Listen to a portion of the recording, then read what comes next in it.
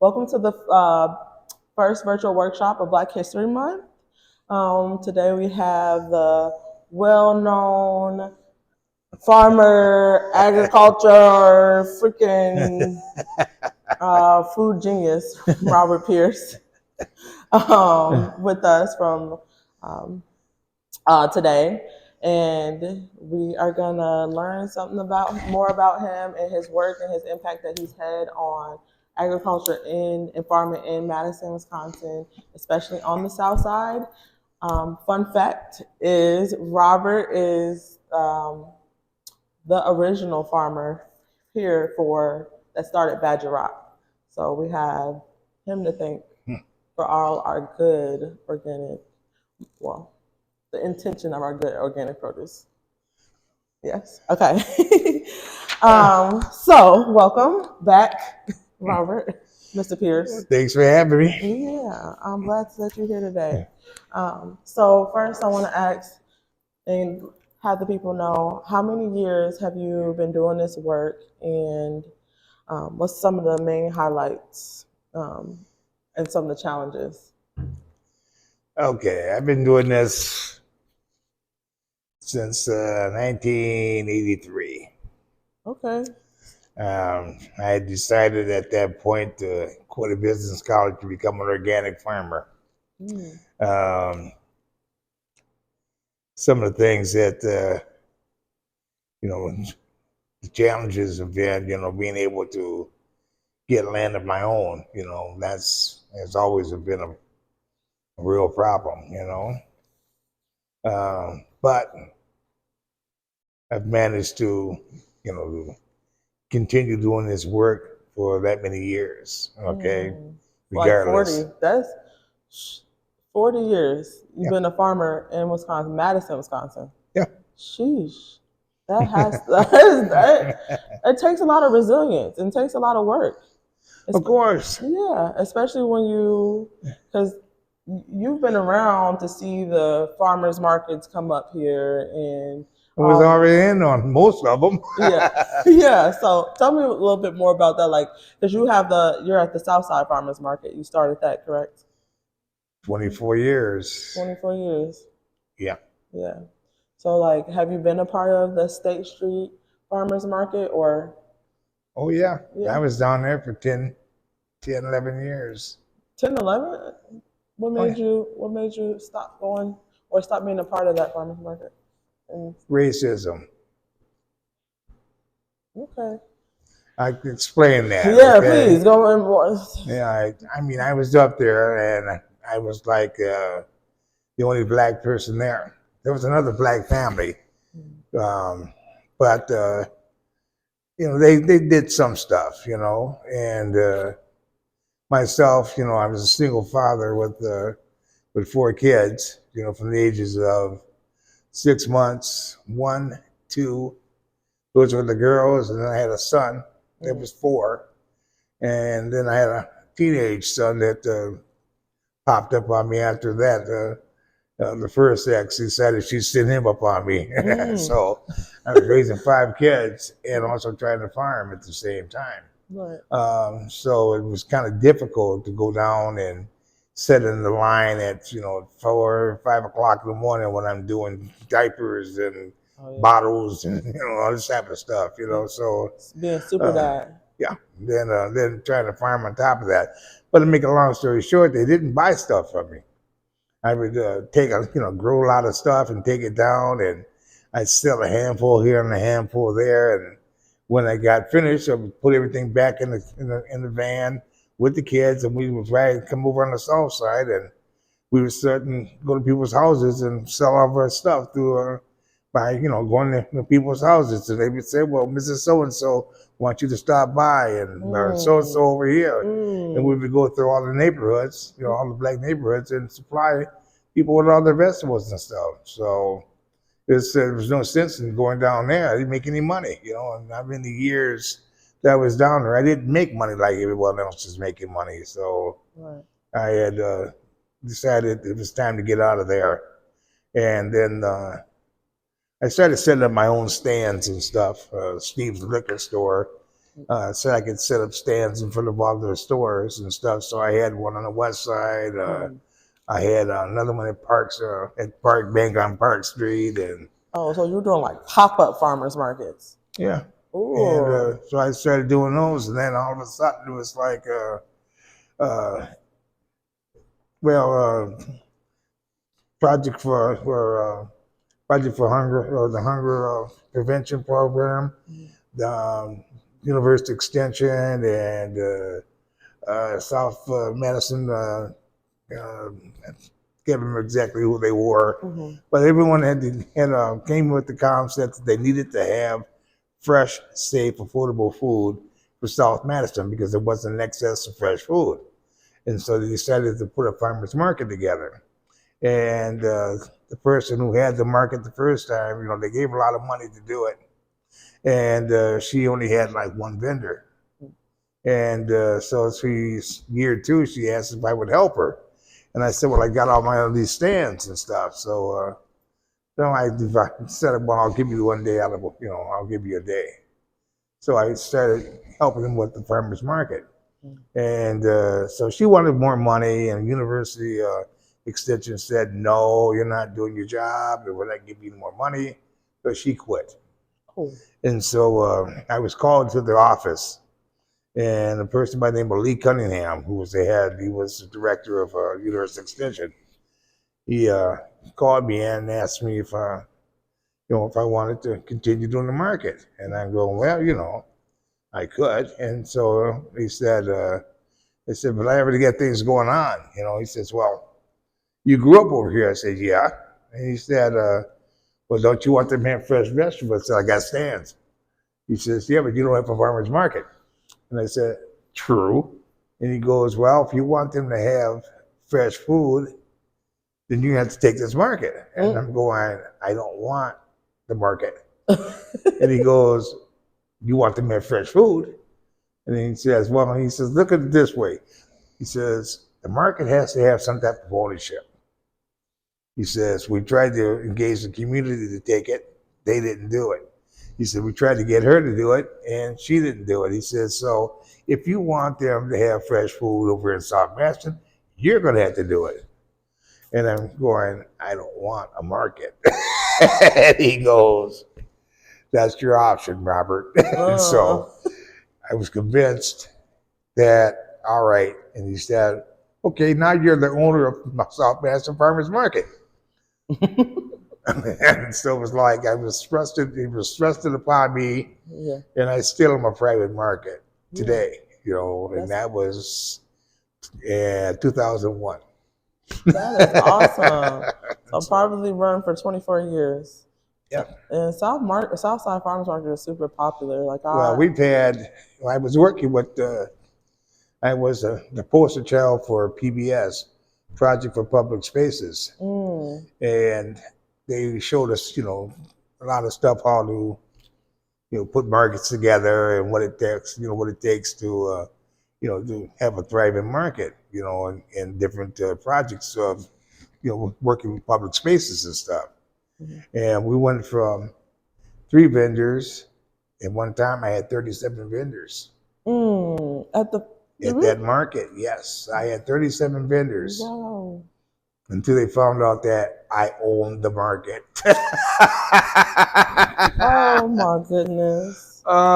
Yeah. It's crazy. It's like a free enterprise. I don't understand that. Well, who cares who owns it? We were known as the market to learn, because we were teaching people how to be vendors and what it takes to, to be able to be a vendor and sell it on the markets. They would learn how to they would come to South Madison Farmers Market, get their education, and take off and go someplace else. Right. At one time, 50% of the people that were downtown were at South Madison Farmers Market first. Or either at East Side, the North Side Farmers Market. Those people there, they came over and they handed people, an invitation to come to their market, and they left my market and went to their market. Wow. Things like coaching. That. Yeah. Wow. Things like that. So I've seen it all. Right. And out of that, I'm still here. Right. Okay. You're a teacher. I'm still here. Okay. Yeah, I mean, everybody needs the teachers, and we need those people that help us get our But we footing. still teach people, you know. I Yeah, mean, it's what you know, it's what we you're do. supposed to do, you Yeah, know. yeah, and you And do it a lot. You have no issues passing down wisdom. That's what well, I really like about you. I really do. You have no issue with just giving out information. Some people hoard it. You don't. well, in these latter days, I'm a little bit more conscious of who I give stuff to, You got to be. Yeah. because some people are, they don't, they don't have good intentions. Okay, Yeah. I'll put it that way. They don't have good intentions, and so the old proverb of not casting your pearl before the swine. Mm, Okay, so yeah. don't do that. um, so, what are some of the crops that you grow for the farmers market, and does it? I grow everything. Okay. Yeah, is and where can we? Do you have anywhere else that you sell your produce besides the farmers market, or is it like Well, I exclusively? usually deal exclusively with Regent Street Co-op. Oh, Regent Street Co-op. They've been a great advocate of taking my stuff for such a long time. You know that Yeah. I mean, people look forward to having my stuff there whenever they'll ask, "When the driver going to be bringing this, or he's going to bring that?" Yeah. So I make sure that they get the very best of what I have. This is what I do for South Madison. Yeah. I make So sure that they're going to get the best of what I do. yeah. So South Madison and then Regent Street Co-op is where we can find Pierce Produce. Oh yeah, Yeah. All right. Can you yeah. remind me the name of your farm again? Half the 40 I acres. knew it was 40 acres. I thought it was 40 acres in a meal. Half the 40 acres. I love that. That is a good play on the 20 Well, acres. it started off at the first property I was leasing was on Fish Hatchie Road, right behind the Sunrise Apartments, Okay. Yeah. and the old guy that I was in Madison Business College, and I had to evaluate a business, and so I ended up going up to Dodgeville, Mm. and the business was called Metro Grow. You know Okay. about Metro Grow? Yeah. Yes, I've heard this. I love this Okay, so story. we're sitting there, and I'm back at this tractor, or back at this truck, and this old guy is like saying, "Yeah," he says, "The body's an amazing thing, young man." I go, "Yeah, it is, sir." Mm. And so he says, "But don't break down tomato seeds." And I'm going, "What the heck does all this mean, right?" So he sat there for a few minutes. He said, "Look, I'm looking on this field, right? This man's got 2,000 acres. Mm. And there are tomatoes, every type of tomatoes you could think of growing in this field." And I'm going, wow. So we're sitting there, and all of a sudden, this truck pulls up, and it's got these claws on it called a crawler, and it's tearing up the ground, right? Mm. Yeah, I know what you meant. Yeah, it's putting human waste in the ground. And I'm going, wow. And so I looked at the old guy and I said, I said, "The man is the greediest animal in the world." He said, "Sure is." I said, "What would stop somebody from taking those tomatoes and putting them in the store?" He looked at me, he said, "Young man, how you know they haven't?" Now, I've got a lot of allergies. This is one of the things, I got a lot of allergies when I got back from Vietnam and stuff. And I got allergies like you would not believe, Right. And so I'm going, whoa, I can't eat this. Wife was pregnant with my first son.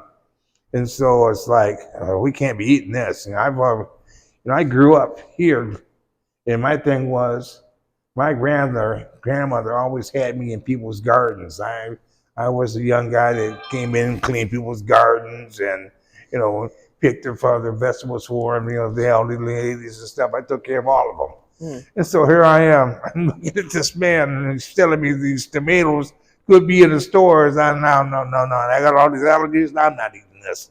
So I told my wife that, hey, we're going to grow food. We're going to have our garden. So I went out and got 5 acres. I was going to do a 5-acre garden. Okay. And the so guy looked at me and he said, what are you going to do? I said, I'm going to grow food organically. This was 1983. Actually, 82, actually. Okay. So he said, what do you mean? I said, I'm going to grow food without poisons in it. He says, you only want 5 acres? And I said, yeah. He said, well, if there's 20 acres here, there's 22.5 acres. I said, yeah. He said, you in a business college? I said, yes. He says, you're doing this, what is it called again? I said, organics. And he said, well, don't look to me like you're thinking. And he left. A couple weeks later, he come out and see what I was doing. And he goes, what's that you're doing? I said, organics. He said, you ready for that 22.5? I said, no, sir. He said, well, don't look like you're thinking. And he do it again. He did this for a few months. And I went to school one day and was talking to one of the professors, and he said, why are you here? And I said, for the paper. And he goes, the Vanderbilt, so they need paper?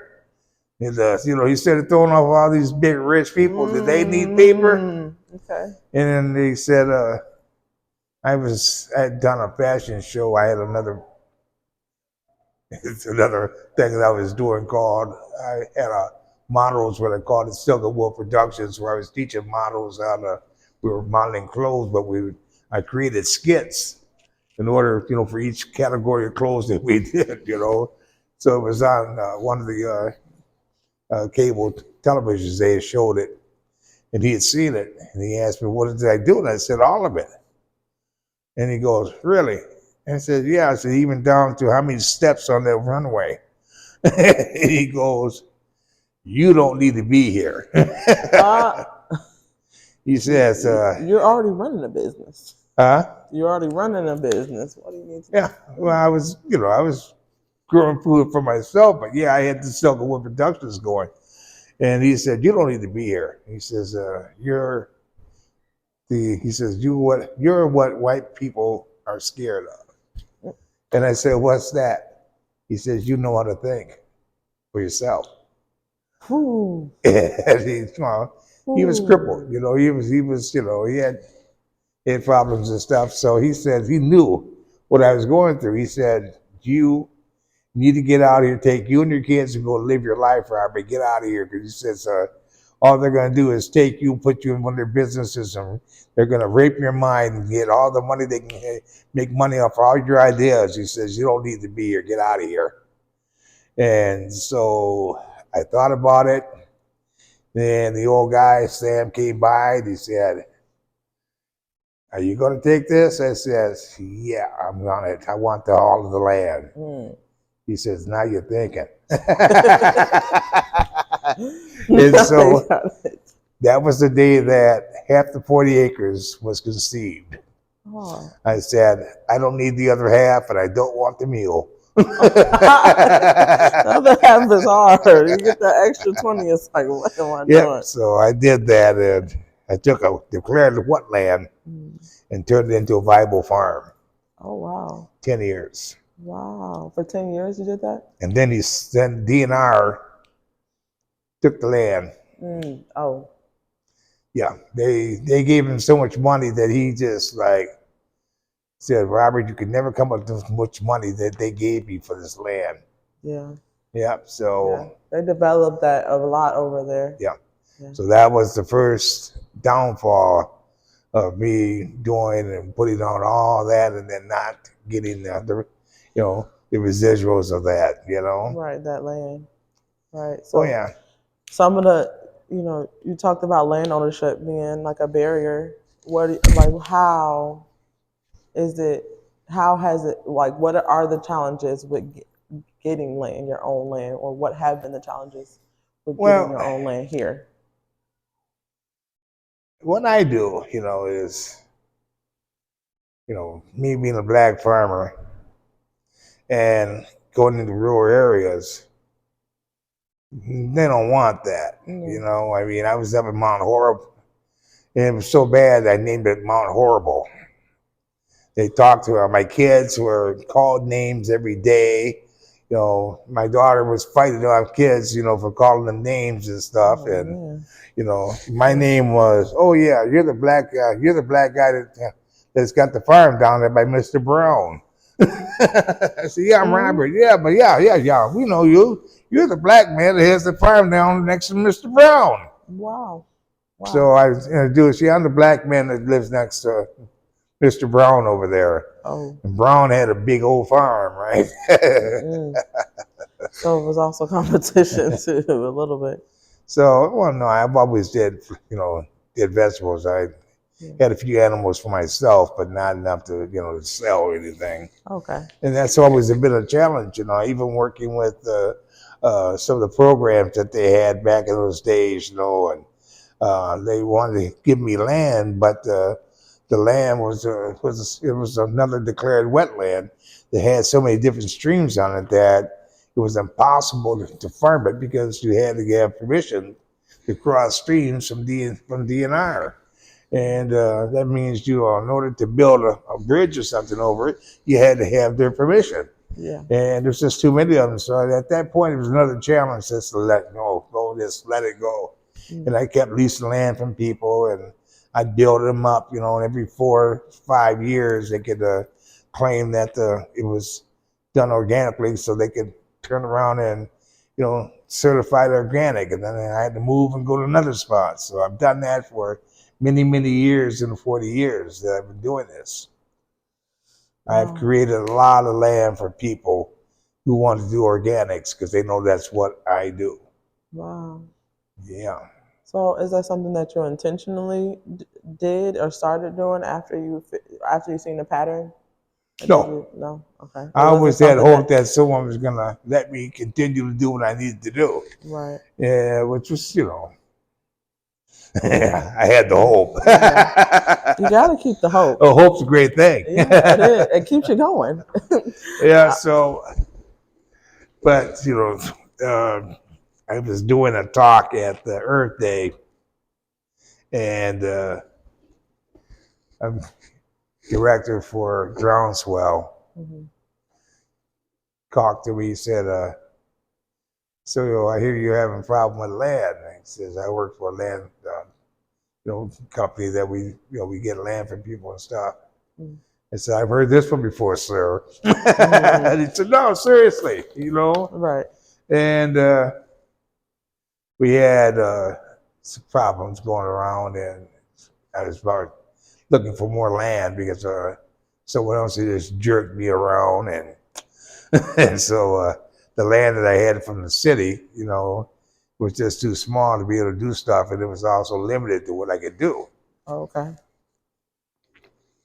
So Jim, who was the director for Groundswell, there was some land that came up at the Paisley Project, and Randy Alexander, who was the Alexander Company, was going to buy the land and get them TIF money to help build this.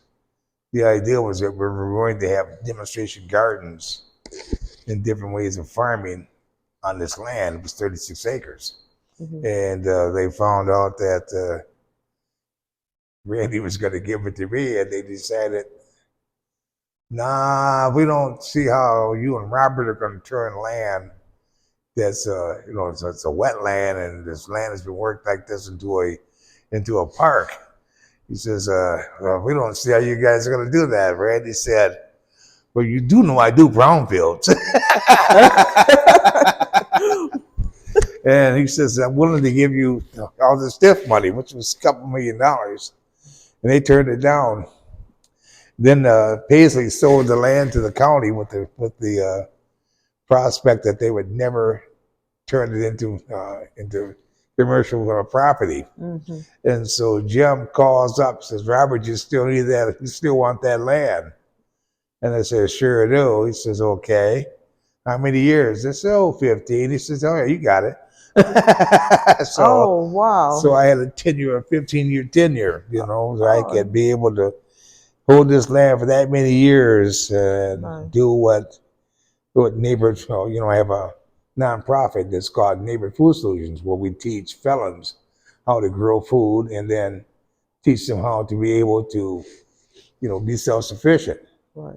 And then the youth group that I started around here, that one's called PEAT, P-E-A-T. PAT, like peak moss. Yeah, Mm. stands for Program for Entrepreneurial and Agricultural Training. Okay. And we started doing that here also. Plus the little farmers market, that was what the Pete kids did Oh, here. here. You want to Okay. hear some more? What I did here?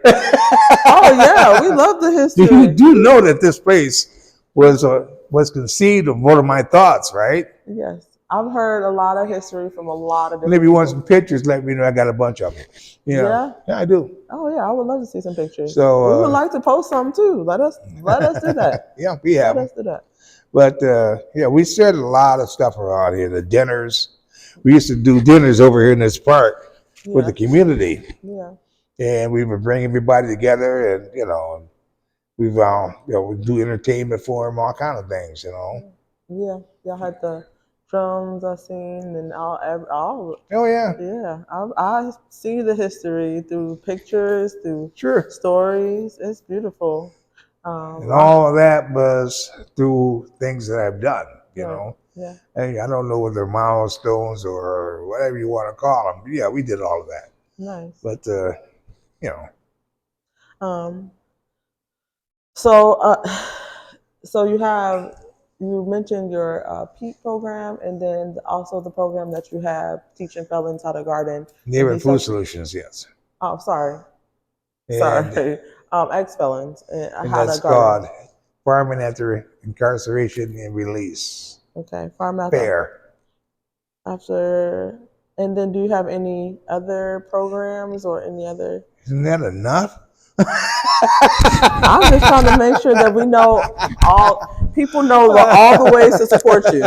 Okay, what are some ways that people can support you and what you do in your work besides the farmers market? Well, right now we're trying to get more money together to work with the system of getting the PEAT program put back in place.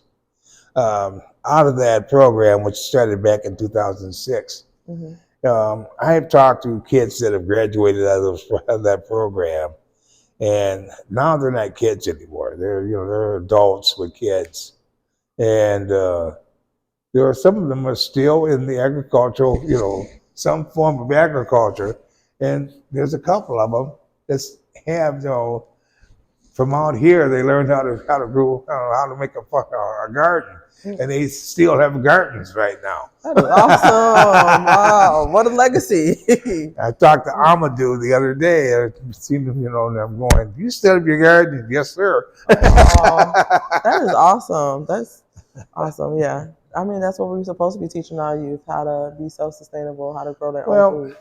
Yes, because it's going to come a time. It's like right now they're just talking about how much food is going to cost. How much it already does cost? That's nothing. It's getting ready to get really bad. Yeah. If you're gonna do all this mass deportation, who's gonna pick strawberries? Right. Who's gonna pick oranges? Right. Who's gonna pick cabbages? Who's gonna pick anything? Right. Yeah. These are essential workers, really. Oh yeah. The farmers are essential. And either that food's gonna rot in the ground, or you're gonna have to pay a really, really high price to get it out of there. And your machines are not the ones that are gonna do it. Nope. Because you're going to have somebody run those machines. Yeah. Yep. So these lazy Americans ain't going. No, sorry, but us Americans are not gonna. We don't like to do those jobs. It's tedious. Some black people, they look at me. I used to get this thing about what you're doing is slavery, and I said, no, what I do is freedom, baby. Whoa. It says, first of all, it says, I don't really have to spend any money at the store. unless I want, bread or, ice cream or something like that. There's something that I can't, I can't freeze or or well, put away for the winter. It says I really don't need it, It says I buy meat from people I know, I said, so, I don't, what do I have to spend? Right. I said, everything that I made, I get to keep, Right. And, and I learned that as a kid, we grew up, canning and learning how to do all those different things, So, Yeah. so this year I've been approached by Dr. Anthony. He wants me over at the hub. And we started there. Okay. That is where South Madison Farmers Markets began in At the Urban League. no. Oh, at the where the hub is now. Yes. In that space. Yeah, nice. So we're looking at trying to see how we're gonna deal with that, Yeah, everything seems to be kind of like doing a 360 for you because people always go back to what works. That's the thing. Trying to make sure that things are in place. I don't want to leave this earth without having some of the stuff, finalized, and making sure that there's this security. This South Madison is going through changes. They want to get everybody out of here so they can take this land and this whole side of town and make it to what they want to make it. And they've been working on it for quite a while, Yeah. If you see their 10-year plan, their 20-year plan, oh yeah, this is gentrification. I mean, they're getting ready to get rid of everybody here. Oh yeah, I already know. And I've seen that. There was a man by the name of Charles Hargrove, and he was part of the university, and he talked about this 30 years ago, that get ready because this South Madison is going to be theirs. They're taking it. Yeah. And so his family, they sold their house and stuff. His dad was one of the farmers, urban farmers, like you would not believe. He was like worse than myself, helping people put their farms or their gardens together. Yeah. He was the old guy that brought his rototiller down and turned their gardens over for him and stuff, That's awesome. So. Yeah. Oh yeah. You have a deep roots here and a huge legacy that precedes you wherever I go. I hear about Robert Pierce wherever I go. So I feel really I always feel really like thankful and grateful to be in to talk with you and to be able to get this information. Sure. Yeah. And I want to be a farmer just like you when I grow up. But thank you so much. Thank you. Yeah. You've got to give back. The more the more you know, the more you owe. Okay. That's the first time I heard that. Well, you see, you guys weren't part of the struggle. Okay. I mean, using the N-word. Back in my day, we got spit on, hit, water, water hoses and stuff just to keep people from using that word. This generation today, they use it as if it's fluid water, well, I didn't say, I said nigga, it's the same. What's that mean? Yeah. So things that we took and had to fight for, your generation sees nothing about that. There's no respect for it, Right. And like my family, they don't use that around me at all because they know they'll get reprimanded instantly for it, Right. And we turn around and it's like, thank you. It's like, why we never given this stuff back to you guys? Because with all of that comes respect. Right. We demanded it. Right. and it's getting ready to get stripped. And then this Project 25, Yeah. they're about ready to strip all of this. It's going to go back to, they're talking about make America great again. Yeah. It was only great when they had slavery. That's what they're talking about. Okay. That's what they're talking It was about. only great then. Yeah. So, yeah. if you're not part of the solution, you're part of the problem. Okay. Okay. And our problem is that we never handed it back down to you guys, the history. Yeah. So that's why, I'm willing to give up information as much as I can, so that, young people can understand what we had to go through to get to where we are now. Yep. I mean, we've got, communities that we were in completely demolished because they were jealous of how we stuck together and done things. Yep. They don't talk about that. Yeah. They want to get rid of that. That's, stuff that, they don't put in history books because they don't want us trying to get back together, Right. They don't talk about the riots in Haiti where they, they massacred all the white folks, They don't talk They about don't talk that. about it. Mm-mm. They don't talk They about don't teach that in school. they don't talk about Jamaica, how Jamaica freed themselves from the colonies, Right. Right. And so, but we don't have to go that far. It's like sticking together, working with one another, being able to say, hey, I still like bartering. Yes. Okay. I love it. I will grow, I'll grow your watermelons for you. Mm-hmm. If you grow, you raise your chickens so I can get eggs. Right. Yep. Okay. Hey, take as many watermelons you want, but babysitting them eggs. Right. Okay. Make sure I got a weekly stash. Oh yeah. So this is some of the things we did as back in the day, we should be doing now. Yeah. Yes. It's sad that we can't, but I appreciate you. I appreciate your time and all the work that you do and all the work that you continuously do. And we don't deserve you, but we do. All right.